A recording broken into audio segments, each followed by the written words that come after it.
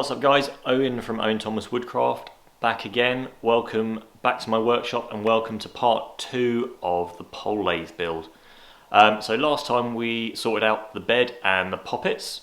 This time we're going to start looking at drilling for the legs and for the uprights for the bungee cord. Let's get to it. Right, so one thing to think about before you start drilling and marking out your holes is to see if there's any kind of bow in the timber of the bed. I think that if you put it with the bow down, so these 2 points are the highest points of this. Hopefully you can see through the camera. It might be distorting it a little bit, but this face is cupped upwards like this.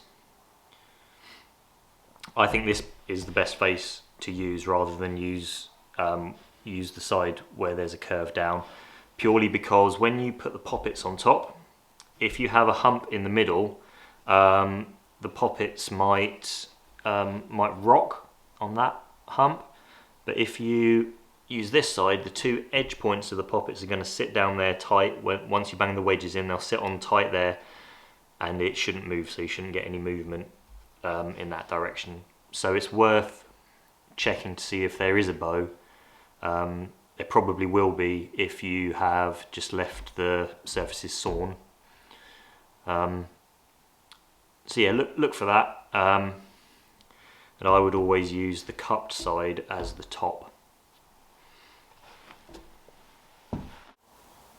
Right, so first thing we're going to sort out is marking where the holes for the legs are going to go, and also the hole for the upright. So we've got our bed back on the trestles here, and we want to start by marking in for the legs. For this one we want to go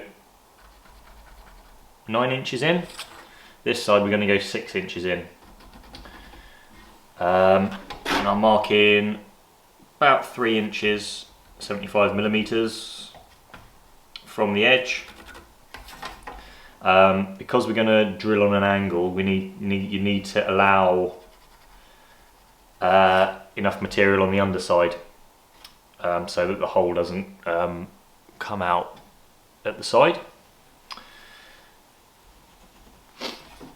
I like to do these offset because it just gives you a bit more material either side of the holes. If you did them in line, you end up with a very thin piece in the middle. I just think this is a bit, I guess a bit safer. It allows you a little bit of room for error, and I think it makes it a bit stronger. If for any reason you happen to drill these wrong, it also gives you like a second chance on each one, and I always like to be careful.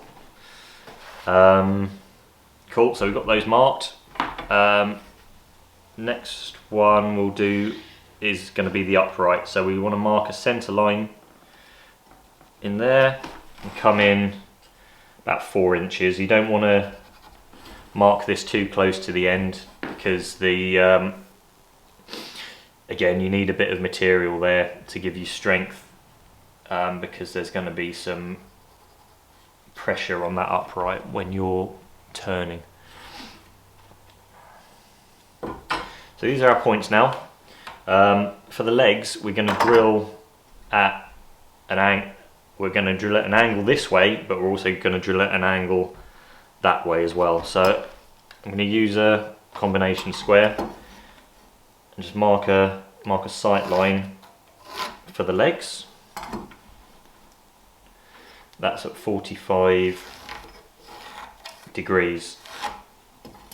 So the reason that we drill at a compound angle, so an angle this direction and an angle this direction as well, is to give the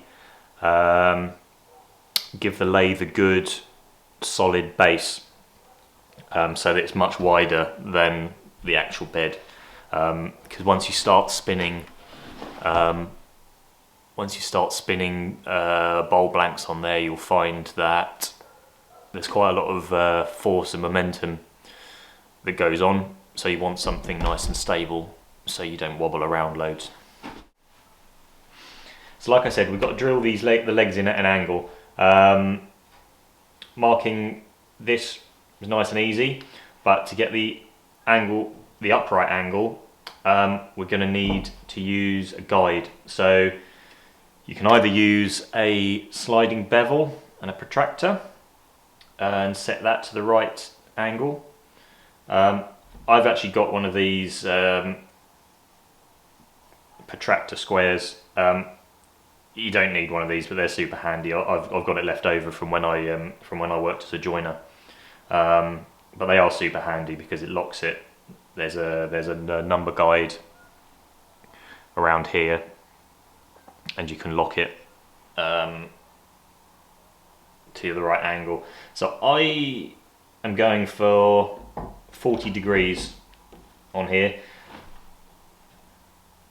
You don't want to do the angle too steep, but also you don't want to do it too make them too wide, because you lose once you go over 45 degrees for the legs, all the forces involved start getting a bit weird, and you start bearing down a lot more on the tenon of the leg rather than the forces going down through the leg.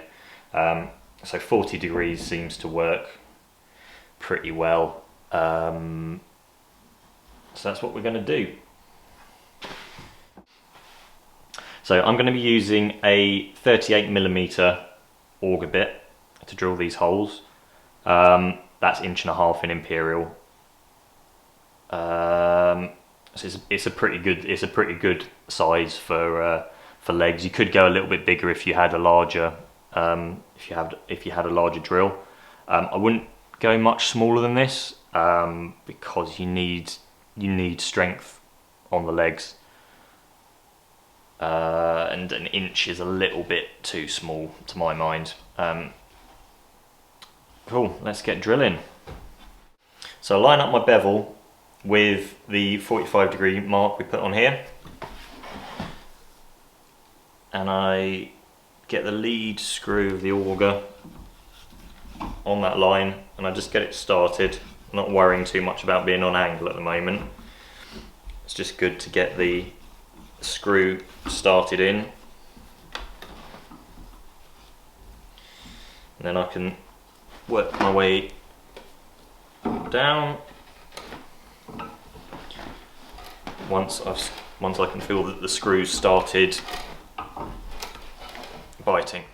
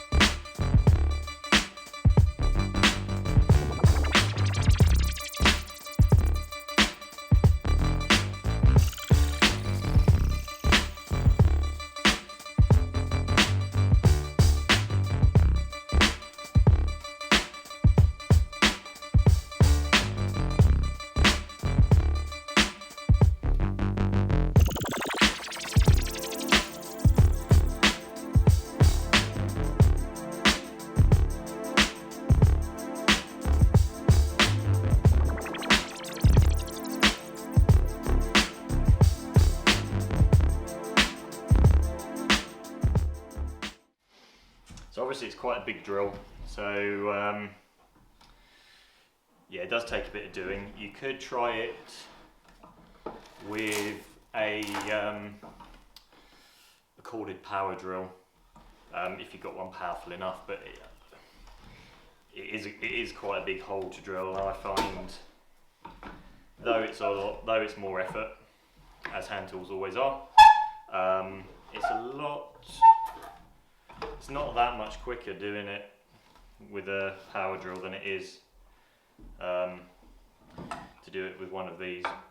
But I'd think that more of you would have a power drill than access to this. So now I've just got to drill the other 4 leg holes. Wish me luck.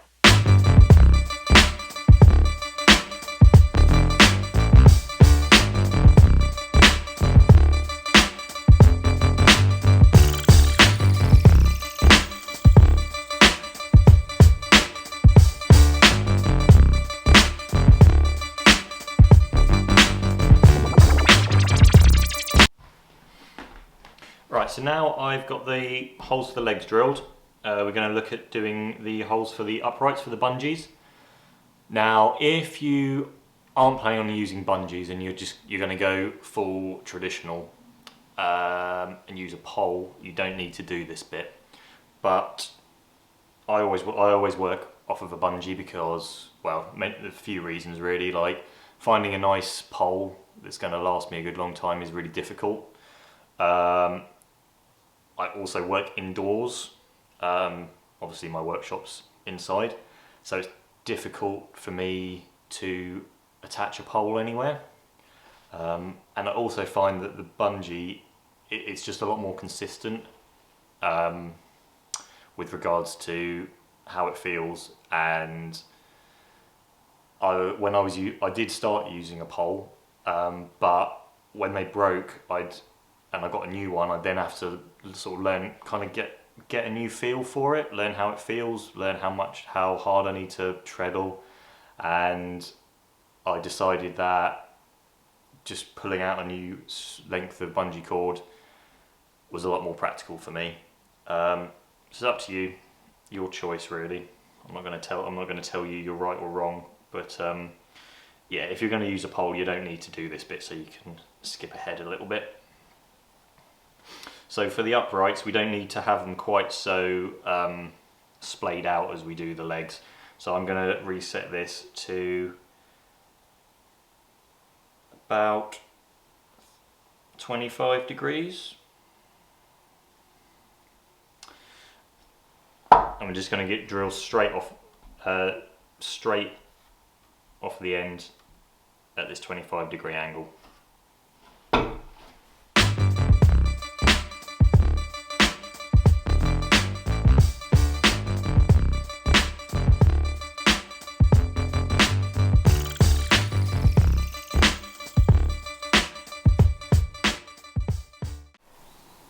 Okay, so at this stage, this is what your pole lathe bed should look like. You've got the slot in the middle, 3 holes at each end. That means we are ready to start making the legs. So I'll pop outside and grab a couple of ash logs, and we'll start looking at splitting those up and turning them into the legs.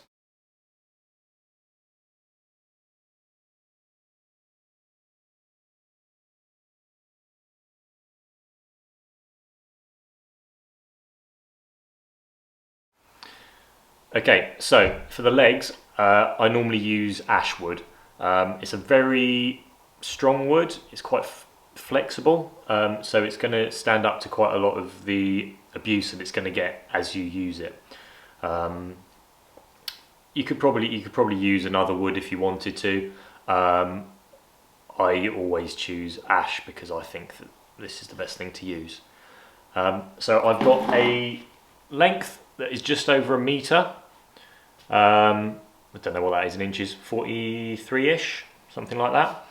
And it's about 6 inch across, 150 mil. So we should be able to get 4 legs out of this by splitting it. As I shape them, what I'm going to be doing is having a thick end and an end that is going to thin down into a tenon, but as I'm working through, I'll show you how I do that.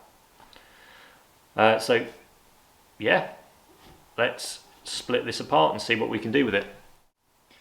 Right, so here's the kit I'm going to use for splitting this up. In an ideal world, I'd only need this and what we call a cleaving brake, which is it's a device that we use to brace the log in so that I can use the throw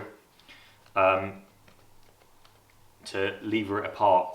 We because this is not an ideal world, I don't actually have a cleaving brake. So what I'm going to do is start the split with the throw and then enlarge it with these fenning wedges.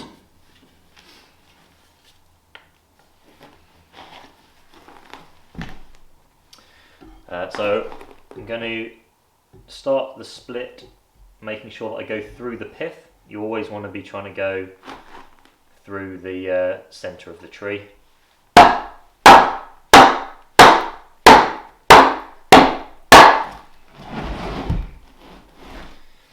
So I've got the split started now. I'm just going to pop a wedge in and we'll do the rest of the split with the wedges.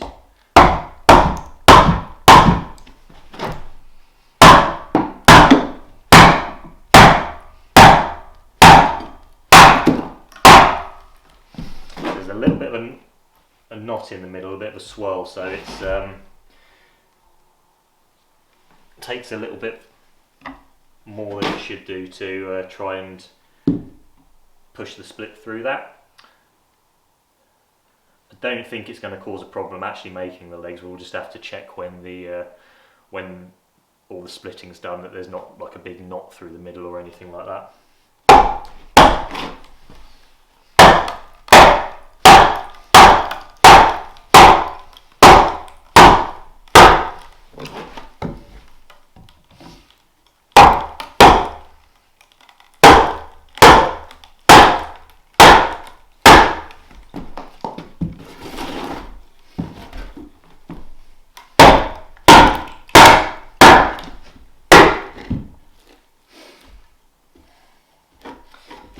Okay, so now the split's gone all the way through. You can see it's quite a fibrous bit of wood. So there's some fibres in the centre hanging on there. So I'm just going to grab an axe and chop those fibres so we can get those two bits apart.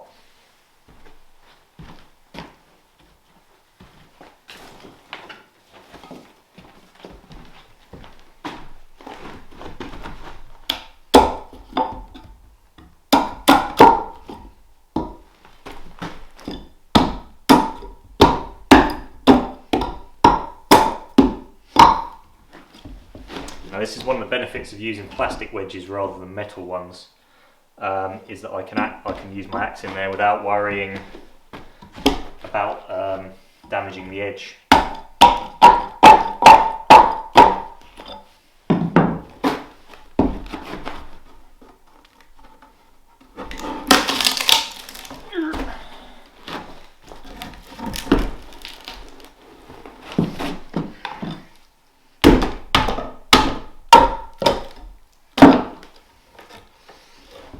There we go.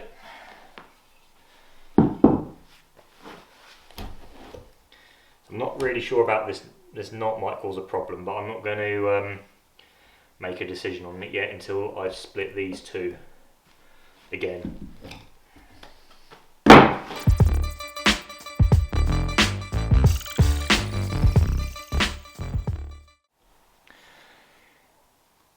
To size the tenons on the legs, I'm going to be using one of these, which is a rounding plane made by Asham Craft.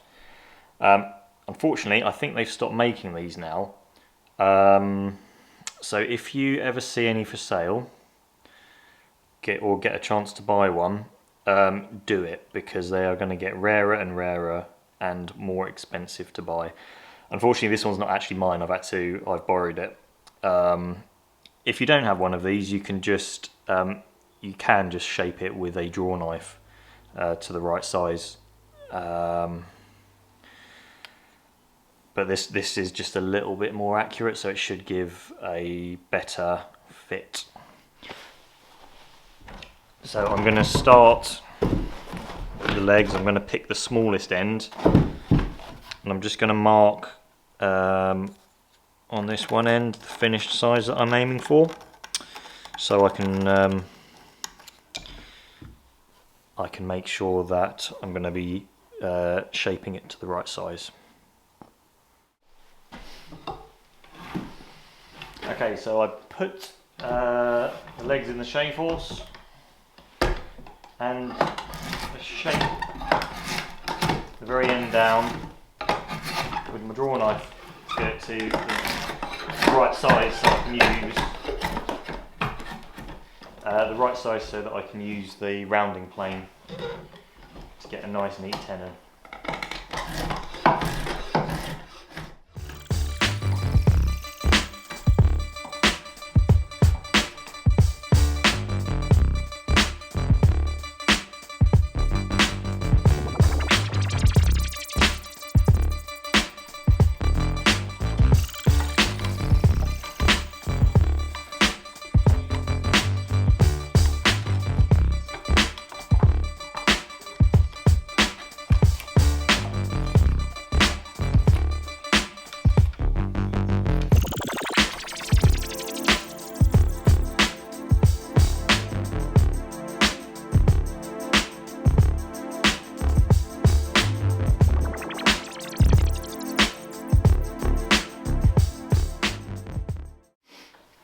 Right, so now I've sized up the ends of the legs roughly with the draw knife, I can move on to the rounding plane. Now, like I said before, you can do it all with the draw knife. I'm just using this because I have access to one and it's going to be a little bit more accurate. One thing that it would be a good idea to remember is if you are using green wood for the legs, you need to let them dry out a bit first, or dry out a lot first, before you shave the tenons to the final size, because as we all know, green wood shrinks when it dries, so you could find yourself out with some really loose legs if you fit them when they're too green. Okay, so the rounding plane is pretty simple. I don't normally use it this high up, but it's easier for me to film it here so I can talk at the same time. Basically, these are like a giant pencil sharpener. So as you turn them,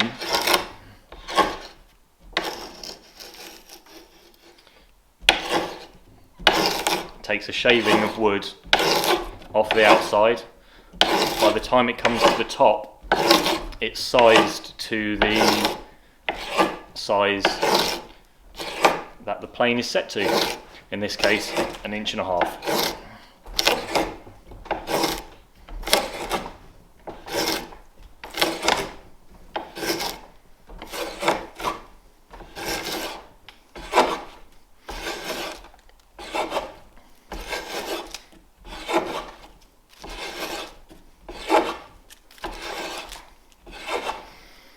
So when you're working your way through all these, it's good practice, I think, to try and get the piece that's going to fit through the bed to all be the same kind of length, if you can. So if I take this off, just here there's a kind of, it sort of tapers out, there's kind of like a shoulder. So I've got about 4 inches here, which is going to be enough for it to just stick through on the holes that I've drilled in the bed. I'm going to try and make the ends of all of these 4 legs the same so that I don't have to trim too much when it comes to getting the bed leveled up.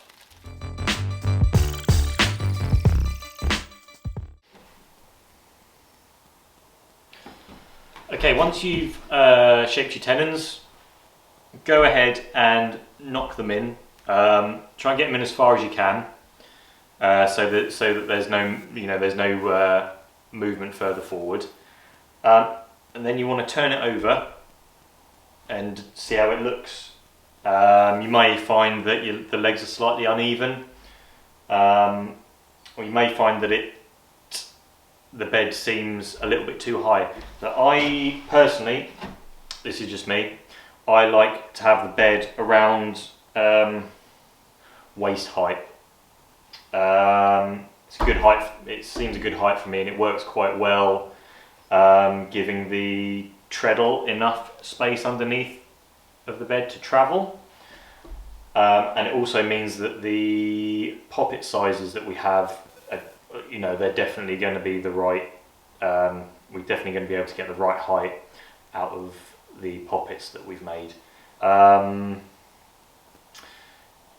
People have different preferences. I know there's a lot of people who prefer a lower lathe.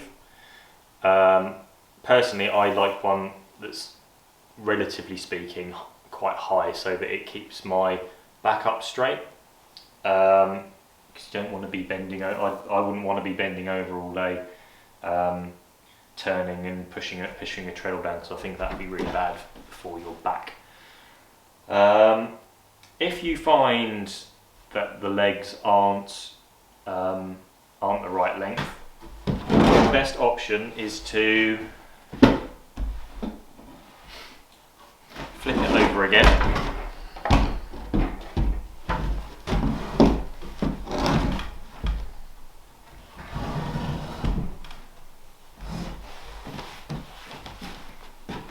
And grab yourself a tape measure. So if you find that the legs aren't all level, what you need to do is flip it back over again so that the legs are facing upwards, and take a tape measure and mark off an equal distance on each leg, so that you'll be cutting the legs all to the same length off of the bed. Now this is a point where I said earlier to make sure that these are knocked in as far as they'll go. This is why I said that, because if you allow the legs to travel in any further, you're then going to have another shorter leg. So give those all a tap in, and then mark up an equal length on each leg, and then you can just trim the ends to suit, and hopefully that will allow you to get a nice even pole lathe bed. So hopefully now you've got the bed all levelled out, the legs at your Jesus.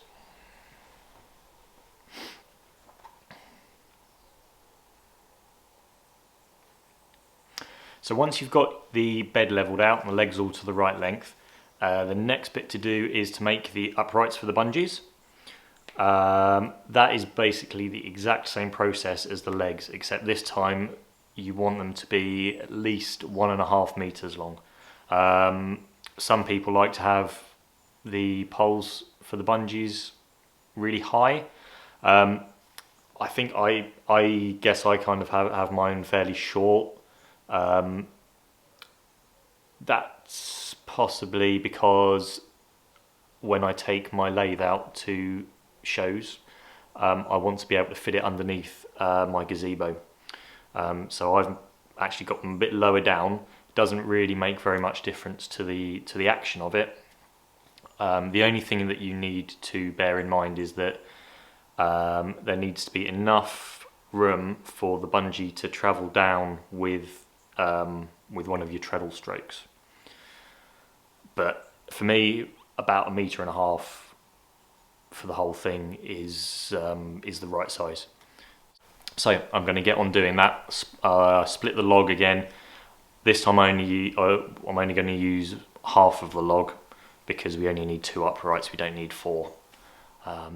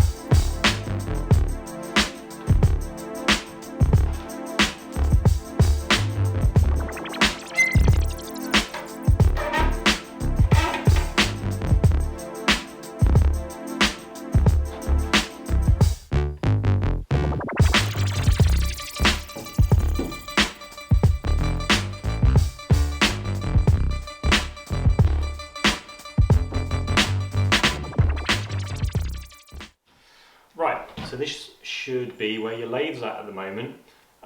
This is going to be the end of video number 2. The next stage is to sort out all the little details. So we're going to be putting the tool rest on, making the tool rest, getting these to the right height, putting our centres in, sorting out the treadle, and fixing the bungee to the top of the uprights. It sounds a lot, but there are actually much smaller jobs than doing all the rest of it. So thanks for watching. Hope you guys are still enjoying it. If you could give me a like, give me a subscribe, that would be awesome. And I will catch you soon for part 3. Stay sharp and stay positive.